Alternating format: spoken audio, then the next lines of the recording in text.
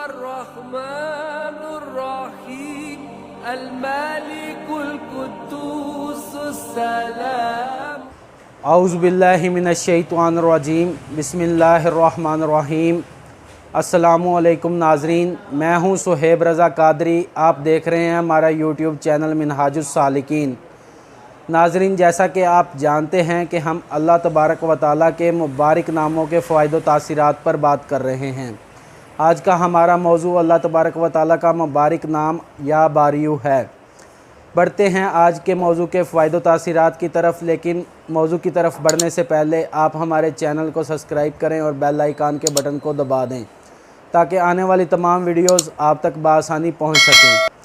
اس وظیفے کو کرنے والا اللہ تعالیٰ اس سے ظاہری اور باطنی برائی کو دور کر دیتا ہے۔ جو شخص 7 دن مسلسل اس وظیفے کو جاری رکھے، اللہ تعالیٰ اسے ہر قسم کے مرض سے شفا عطا فرماتا ہے، اور وہ شخص مرنے کے بعد بھی اپنی قبر میں سلامت رہتا ہے، اور دنیا میں وہ جس سے محبت کرتا ہے وہ اس کے پاس آتا رہتا ہے۔